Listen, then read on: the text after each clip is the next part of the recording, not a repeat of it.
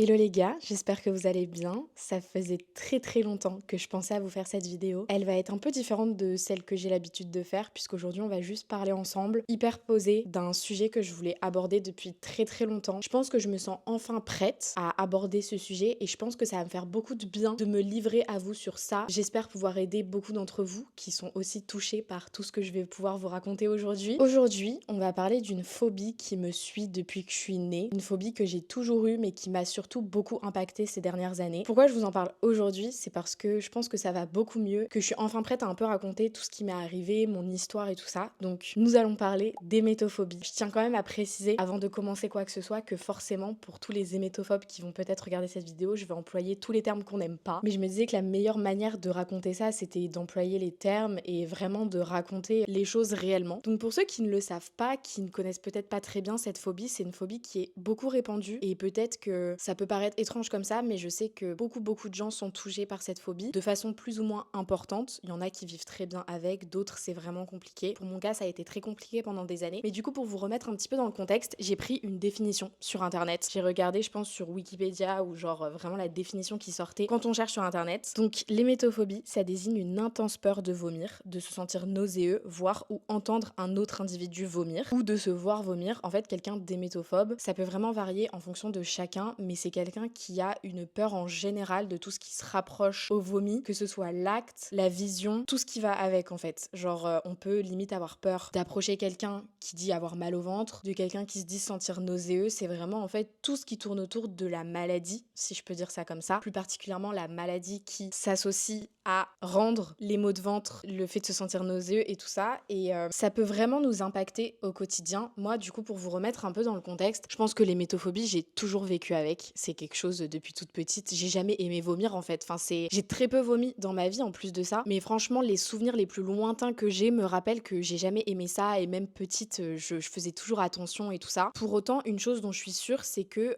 quand j'étais petite, même au collège, ça n'a pas eu d'impact sur ma vie. J'ai jamais aimé le fait de vomir et quand quelqu'un me disait qu'il était malade, j'étais là en mode m'approche pas. Genre vraiment, reste loin. Mais pour autant, dans mon quotidien, par exemple au collège, j'ai vraiment aucun souvenir d'avoir été impactée par du stress, genre des grosses poussées de stress ou quoi, par rapport à tout ça. Voilà, c'était vraiment quelque chose que j'aimais pas, mais qui m'a jamais handicapée dans quoi que ce soit dans ma vie. C'est vraiment arrivé, je pense, au moment du confinement. Je pense vraiment pas être la seule à qui ça m'a fait ça, mais pour ma part, le confinement, ça m'a déclenché une vague de stress sur tout ce qui se passait. C'était la première fois qu'une pandémie comme ça arrivait. Du coup, forcément, on regarde les infos, on se demande comment ça va se passer, et en fait, c'était hyper anxiogène. Je pense que pour tout le monde, ça a été pareil. Enfin, moi, personnellement, le Covid, je l'ai trop mal vécu. J'avais l'impression qu'on allait tous crever, quoi. Et c'est, je pense, l'élément déclencheur. Et après, on est suivi l'effet boule de neige. Mais je pense sincèrement que le confinement, c'est un peu le noyau de tout ce qui a engendré par la suite. En fait, une fois le confinement terminé, une fois qu'on pouvait ressortir, je crois que c'était au mois de mai, quelque chose comme ça, j'ai commencé à être hyper anxieuse de qui je voyais. Je faisais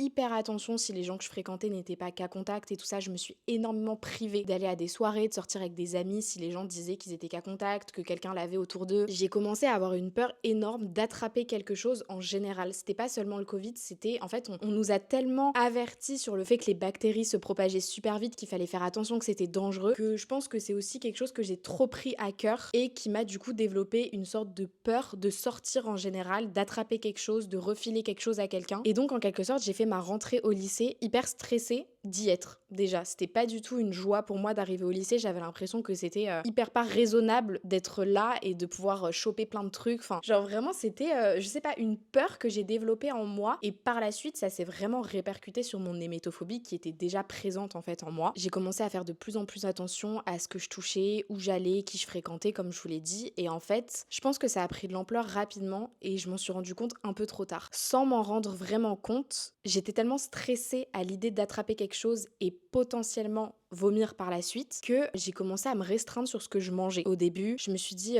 non mais la viande c'est pas trop sûr, on sait pas, ça tombe, la viande elle a déjà tourné et tout ça, je vais éviter de la manger. Ensuite c'était les produits laitiers, la crème fraîche, les yaourts, tout ce qui tournait autour du lait, en fait tout ce qui était pas rassurant à manger, vous voyez. Et en fait j'en suis arrivée à un stade où je finissais que par me nourrir des pâtes à l'huile d'olive et du riz blanc quoi. C'est quelque chose qui est arrivé au fur et à mesure, mais en fait cette phobie de vomir, de tomber malade, d'attraper quelque chose, que ce soit le Covid ou autre chose, c'est répercuté totalement sur mon hémétophobie et ma phobie de vomir en fait. J'espère que tout ce que je raconte c'est clair parce que j'ai jamais vraiment fait de témoignage de la sorte, j'ai jamais vraiment pris ma caméra pour vous parler d'un sujet tel et j'espère vraiment que cette vidéo sera claire, que j'aborderai tous les points que je souhaite aborder. Donc voilà, j'espère vous la raconter au mieux. Mais donc pour reprendre, je pense que c'est à partir du milieu de mon année de seconde. J'étais du coup, à l'époque j'allais avoir 16 ans du coup. Là c'est vrai que ça prenait un tournant qui commençait à alerter mes proches, c'est-à-dire que j'avais peur d'aller dormir chez mes copines, j'avais peur d'aller dormir chez mon copain parce que je savais pas qui avait cuisiné et avec quoi ils avaient cuisiné. Des fois je disais que j'aimais pas quelque chose, mais en vrai j'en raffolais, j'avais juste peur de le manger et vraiment ça s'est répercuté comme ça petit à petit. Au début je me privais de certains aliments, après j'avais peur d'aller dormir chez les gens et puis au fur et à mesure en fait j'ai commencé à ne plus savoir rien faire, à ne plus savoir prendre les transports, à être angoissée à chaque sortie et c'est là que j'ai vraiment pris peur en quelque sorte. En fait pour vous expliquer, j'associais absolument toute ma vie au fait de vomir, c'est-à-dire que chaque action que je faisais me persuadait en fait que ça pouvait potentiellement me faire vomir. Du coup forcément les transports, on est entouré de personnes qu'on ne connaît pas, avec des germes, des microbes qu'on connaît pas et du coup ça a été très compliqué pour moi parce que j'ai toujours pris le bus pour aller à l'école, j'ai toujours pris le métro sans souci et du jour au lendemain j'ai commencé à redouter cette étape qui arrive quand même 2 fois par jour pour aller à l'école et pour y rentrer quoi. Même des fois on prend le métro pour aller chez une copine et tout, ça fait quand même partie de notre quotidien et je commençais en fait à devenir hyper anxieuse à l'idée de monter dans un bus, de monter dans une rame de métro. C'était vraiment une étape horrible pour moi. J'essayais souvent de le faire avec des gens. Par exemple, si une copine rentrait en même temps que moi, j'essayais toujours de pas être toute seule pour me divertir l'esprit, en fait. Et c'est arrivé à un stade où je faisais des crises d'angoisse dans le bus, quoi. Vraiment, j'y arrivais pas. C'était trop pour moi. J'avais une peur monstrueuse que quelqu'un se mette à vomir à côté de moi, que ce soit un endroit fermé, que je ne peux pas fuir. Et c'est même arrivé un jour, quelqu'un a eu le malheur de vomir dans mon bus. Et je peux vous dire que je l'ai pas pris pendant 3 semaines après au moins. Tellement ça m'a traumatisée. Je me disais, mais tu vois, faut l'éviter en fait. T'avais raison. Et c'est la même chose pour aller dormir chez les gens. Comme je vous disais, je commençais à prendre peur de ne plus être chez moi et de ne plus avoir le contrôle sur ce que je consommais, ce que j'ingérais. Et en vrai, c'est des moments qui auraient pu me marquer tellement de beaux souvenirs, mais que j'ai évité par peur. Toujours une peur qui m'envahissait toute la journée en fait. J'étais vraiment angoissée de tout, angoissée de banalité de la vie. Ça devenait vraiment des choses hyper compliquées à réaliser pour moi. Et je pense que c'est là que j'ai commencé à prendre conscience de l'ampleur que ça prenait dans ma vie. Et en même temps de tout ça, donc là on était à peu près à la fin de ma seconde, j'étais à peu près à un peu moins d'1 an de lycée, j'ai commencé à développer des TOC. Et ça j'en parlais pas parce que je me trouvais vraiment pas normal de faire tout ça. Je voyais tous les gens autour de moi en fait mener leur vie totalement normalement et moi en fait c'était au point où si je fermais pas ma porte de chambre 37 fois, j'allais vomir ce soir. C'était inévitable dans ma tête. C'était à un point où par exemple je ne mangeais qu'avec une sorte de cuillère. Donc si toutes les cuillères avec lesquelles je pouvais manger n'étaient pas dispo, j'allais dans le lave-vaisselle pour la rincer et manger avec elle parce que si je mangeais avec un autre couvert, j'allais vomir. Je vous avoue, je me souviens pas trop de tous mes tocs parce que je les évitais tellement mentalement, je me disais mais non, c'est rien, n'en parle pas, que aujourd'hui j'ai un peu du mal à me rappeler de ce que je faisais au quotidien pour éviter de vomir, mais c'était vraiment tout le temps. C'était plein de choses comme ça, un peu invisibles parce qu'en soi, quand on n'en parle pas, les gens autour de nous ne le remarquent pas forcément. C'est pas évident de remarquer quelqu'un qui a des tocs parce que des fois c'est très précis et ça passe inaperçu en fait. Mais j'ai commencé à en développer un petit peu et au fur et à mesure des mois, je continuais les tocs que je m'étais instaurés et j'en attrapais d'autres, j'en faisais d'autres, des nouveaux qui s'associaient à ceux que j'avais déjà et je commençais à en avoir vraiment beaucoup et je pense que là c'était vraiment l'élément de trop qui m'a fait comprendre que j'allais vraiment pas bien. Donc j'ai décidé d'aller voir quelqu'un, d'aller voir une psychologue pour en parler, pour voir un petit peu comment je pouvais guérir de tout ça ou tout du moins aller mieux au fil du temps. Et d'ailleurs j'aimerais faire une pause dans cette vidéo pour vous rappeler que je pense que tout le monde aujourd'hui devrait aller voir quelqu'un. C'est pas parce qu'on n'a pas de problème majeur dans nos vies qu'on n'a pas de problème important ou précis qu'on mérite pas d'aller voir quelqu'un. Je trouve ça hyper important de le rappeler parce que aujourd'hui c'est vrai qu'on est dans une génération qui s'attarde beaucoup plus sur notre santé mentale et ça déjà c'est top parce qu'en vrai les générations précédentes étaient un peu aveugles par rapport à tout ça, ils voulaient pas admettre qu'ils avaient potentiellement des problèmes à régler de leur côté et on le ressent aujourd'hui. C'est vrai que régler ses problèmes personnels, il y a rien de mieux en fait pour mieux évoluer par la suite et devenir quelqu'un qu'on n'arrivait pas à devenir avant tout simplement. Et c'est pour ça que je voulais prendre un petit peu ce moment justement pour vous parler du sponsor de la vidéo qui est BetterHelp. Je suis vraiment hyper contente de pouvoir vous partager ce message et de pouvoir travailler avec eux parce que je trouve ça hyper important en fait d'aborder ce sujet. C'est vrai qu'en temps normal, je suis pas du tout quelqu'un qui va vous parler de ma santé mentale, de comment je me sens en ce moment, des problèmes que je peux ressentir en ce moment dans ma vie. Mais aujourd'hui, je le fais et ça me tient vraiment à cœur de vous en parler. Donc pour ceux qui ne connaissent pas BetterHelp, en gros, c'est une plateforme sur laquelle vous allez pouvoir répondre à beaucoup de questions. Moi-même, je l'utilise au quotidien. J'ai répondu à tout le questionnaire. J'ai été mise en relation avec une thérapeute et ça fait beaucoup de bien, vraiment. Comment ça se passe? En gros, vous allez répondre à un questionnaire sur comment vous vous sentez, les sujets que vous souhaitez aborder lors de vos thérapies. Vraiment, il y a énormément de sujets que vous pouvez aborder. Ce qui est aussi hyper important, c'est que tous les thérapeutes, ils sont expérimentés, ils sont enregistrés à l'ARS. Et donc, une fois que vous avez répondu à toutes les questions, la plateforme, elle va se charger de vous mettre en relation avec la ou le thérapeute qui saura le plus répondre à vos besoins en fonction de ce que vous avez répondu. Ce que je trouve vraiment hyper bien avec cette plateforme, moi-même qui l'ai testée et du coup qui l'utilise au quotidien, c'est qu'elle simplifie cet acte qui peut parfois être super compliqué pour certaines personnes de le faire tout simplement. C'est vrai que quand on va pas bien, c'est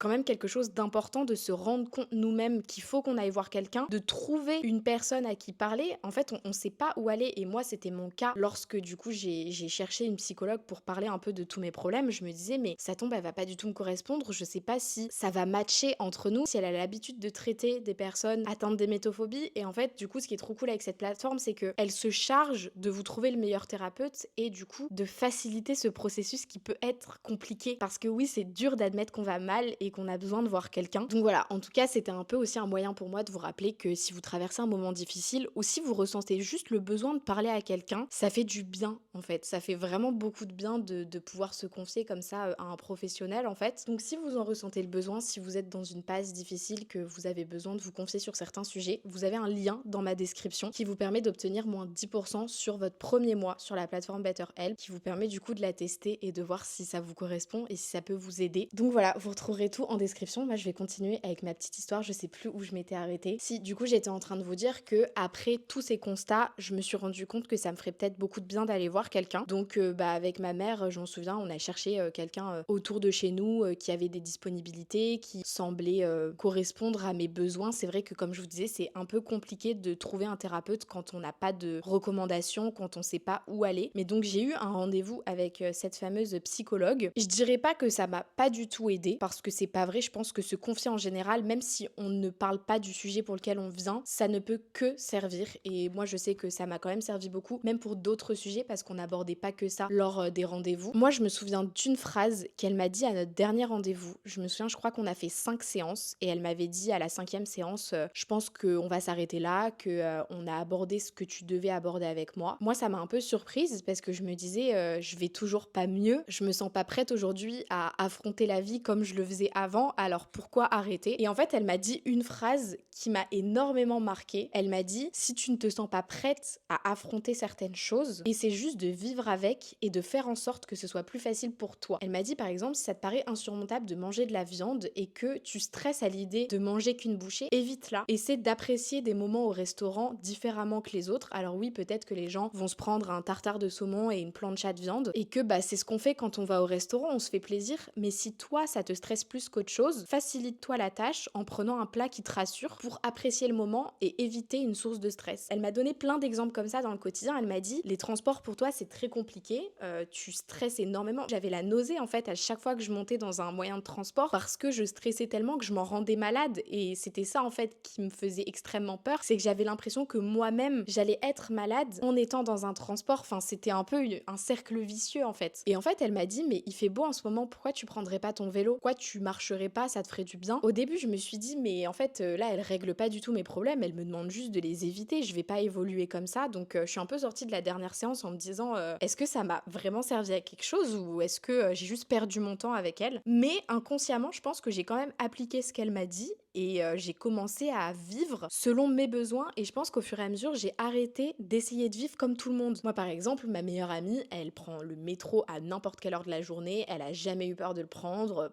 n'importe quelle situation ça la stresse pas et en fait j'essayais d'être comme elle et je lui disais mais comment tu fais pour prendre les transports, t'as pas peur et tout machin. Vu que je me trouvais pas normale, j'essayais plus que tout de l'être Et en fait, j'ai commencé du coup à adapter mon quotidien avec ce qu'elle m'avait dit. Donc quand je pouvais, j'évitais les transports, je prenais le vélo, j'allais dormir chez mon copain qui habitait plus proche, donc je pouvais y aller à pied. Je demandais à mes parents d'aller me chercher quand ils pouvaient, quand ils étaient à côté. Et en fait, au fur et à mesure, j'ai commencé à aller mieux parce que j'avais moins de stress permanent. Alors forcément, l'idée de vomir m'angoissait toujours autant parce que ça fait encore partie de moi aujourd'hui. Je suis toujours aussi angoissée à l'idée de vomir, de voir quelqu'un de vomir. Mais j'ai adapté mon quotidien à cette phobie. Alors oui, ça peut paraître triste pour certaines personnes de se dire qu'on se prive de certaines choses à cause d'une peur qui nous envahit. Mais en fait, pour quelqu'un d'hémétophobe, réussir à s'adapter dans son quotidien, c'est une énorme réussite. Et je peux vous le dire, là, à ce moment-là, quand je vous parle, je pense que j'étais au milieu de mon année de première. J'arrivais vers le bac de français, on va dire. Ça commençait déjà à aller beaucoup mieux parce que, comme je vous disais, je m'écoutais plus. J'essayais pas d'être comme les autres, j'essayais d'être mieux avec moi-même. Je retournais au restaurant, des fois on se faisait des petits restos avec mon copain. Alors je prenais peut-être pas le meilleur plat qui donnait le plus envie sur la carte, mais au moins je passais un bon moment en fait. Et c'est le principal. Alors oui, forcément, il y a certaines situations qui me rappelaient la phobie avec laquelle je vivais au quotidien. Par exemple, il y a un soir où mon copain est venu dormir chez moi. Genre, comme d'habitude, souvent on se faisait des soirées pyjama et tout, enfin normal quoi. Il était genre 23 h, un truc comme ça, et il commence à me dire putain Janelle, je suis désolée hein, mais là je me sens vraiment pas bien. Et je le voyais, je le connais très bien, je voyais qu'il était vraiment pas bien. Donc bien évidemment dans ma table de chevet j'avais un Vogalib, donc je lui donne, je lui dis bah tiens prends ça va t'aider et tout, t'inquiète, ça va passer. Moi j'essayais de me rassurer comme je pouvais, je lui disais t'inquiète ça va aller, ça va aller.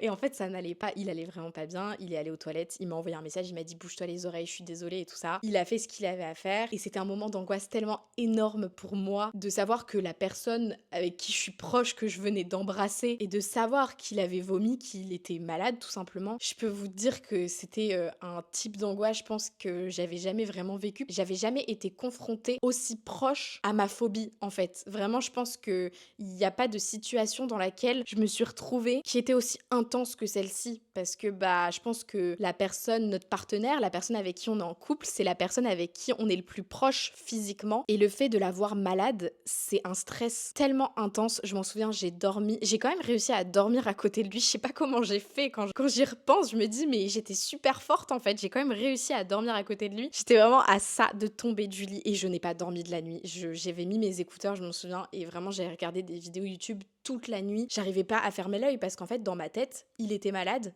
je l'étais forcément.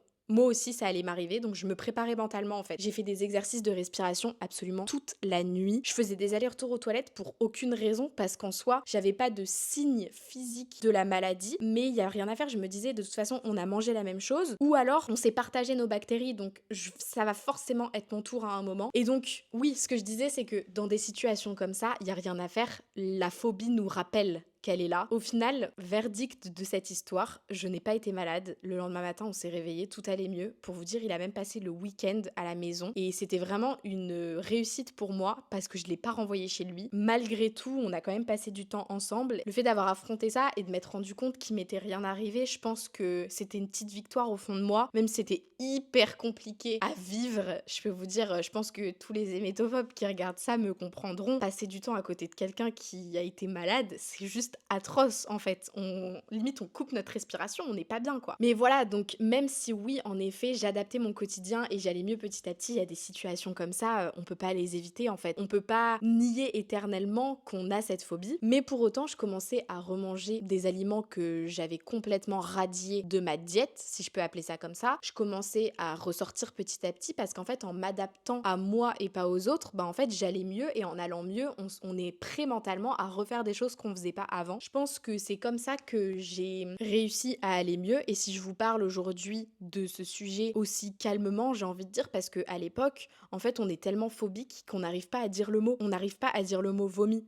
On n'arrive pas à dire le verbe vomir, c'est trop pour nous parce que ça nous impacte physiquement rien que d'en parler, vous voyez? Parce qu'en fait, on préfère nier tous ces mots, tous ces comportements par peur que ça nous envahisse. Là, aujourd'hui, je suis totalement apte à vous raconter tout ça, et c'est pour ça que je voulais vraiment vous faire cette vidéo, parce que là, maintenant, avec du recul, ça m'a bousillé mes années de lycée. Et j'en ai pas un bon souvenir de mes années de lycée, malheureusement, alors que beaucoup de gens disent que c'est les plus belles, mais j'étais tellement impactée par ça que les seuls souvenirs que j'ai, c'est de l'anxiété, des angoisses d'angoisse en permanence, je dormais pas la nuit, j'étais angoissée en fait si j'attendais pas 4 heures après avoir mangé avant de m'endormir, j'étais pas sûre que j'allais pas vomir donc je dormais pas tout simplement. Et ouais, malheureusement, c'était une période tellement difficile que j'en garde pas de bons souvenirs, mais pour autant, je m'en suis sortie aujourd'hui. J'ai toujours cette phobie, mais je vis avec, ça va totalement mieux. Aujourd'hui, je mange des yaourts périmés, je mange de la viande au restaurant, même chez moi, je me cuisine beaucoup de plats variés avec du poisson, énormément d'aliments que à l'époque, j'étais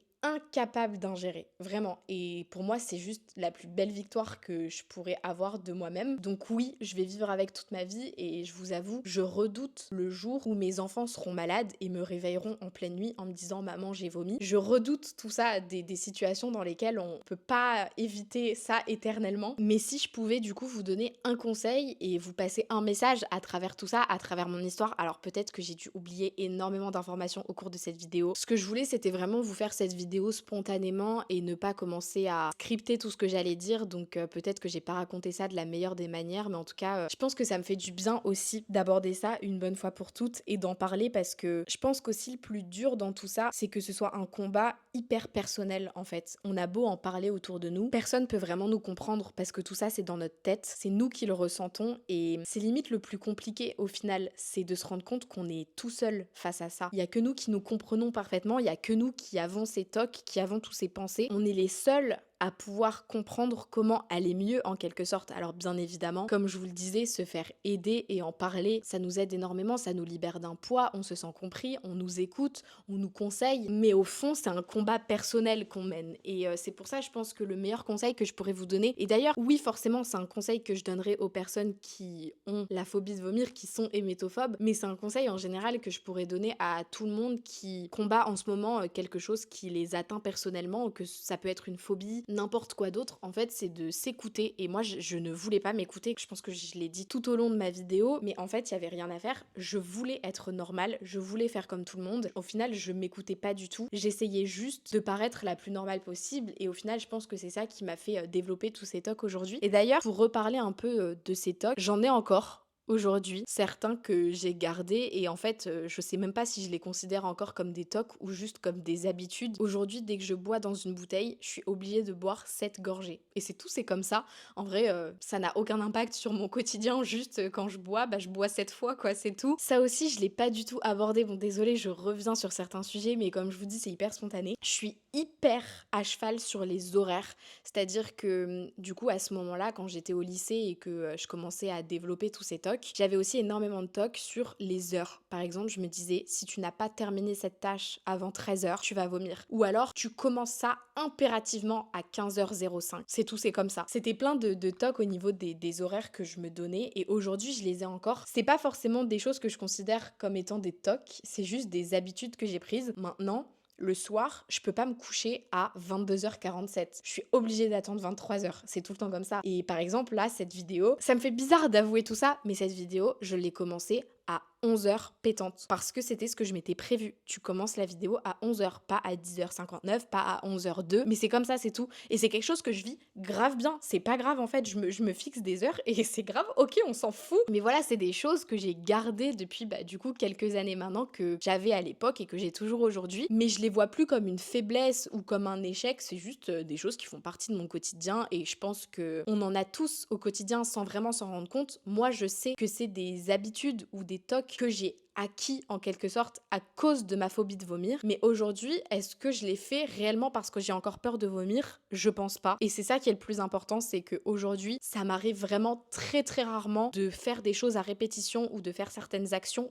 par peur de vomir. Aujourd'hui, j'ai plus du tout de mal à m'endormir après avoir mangé, même si ça fait pas 4 heures, parce que j'ai plus du tout cette angoisse qui me répète en permanence que la possibilité de vomir, elle est là tout le temps. Alors oui, c'est sûr, par exemple, quand je regarde un film avec mon copain, il est au courant, il le sait. Dès qu'il y a quelqu'un qui va vomir dans une scène de film, la dernière fois, on regardait le nouveau documentaire de Inox Tag. Il y a un moment où il vomit en parachute, je me suis bouché les oreilles, j'ai fermé les yeux et mon copain m'a tapé sur l'épaule quand c'était terminé. Je vais pas non plus plus aller jusqu'à affronter des choses que je peux totalement éviter. Je peux éviter de regarder quelqu'un vomir, alors pourquoi le faire? Des fois sur TikTok, je suis en train de scroller et là d'un coup, ça prévient pas du tout, il y a pas de trigger warning ou quoi que ce soit et il y a une personne qui gerbe sur la vidéo. Pourquoi je m'obligerais à la regarder jusqu'à la fin? Juste je scrolle et ça m'énerve les trucs comme ça quand les gens préviennent pas, alors que des fois quand tu vois des images comme ça peut te marquer des jours. Des fois il y a des vidéos TikTok que je vois de gens qui sont malades sur la vidéo et j'ai quand même le temps de les apercevoir avant de me rendre compte qu'il faut que je scrolle. Et ces images, elles me restent en tête des jours, mais c'est pas grave, c'est comme ça, c'est tout, je vis avec. Et ça me ronge plus. Et je pense que c'est le principal. Donc voilà, est-ce que j'ai d'autres choses à dire? Je ne pense pas. Je pense que j'ai déjà assez parlé comme ça. Je sais pas combien de temps va faire cette vidéo, mais en tout cas, ça fait 43 minutes que je filme. Je pensais pas ressentir ça, mais ça me fait un bien fou d'avoir abordé tout ça avec vous. Ça fait 43 minutes que je parle de ça et je me sens tellement plus légère. La seule chose que j'aimerais avec cette vidéo, c'est que ça puisse vous aider. Que vous soyez atteint de cette phobie ou pas, que ça puisse vous aider d'une manière ou d'une autre de m'avoir écouté, tout simplement. Et puis,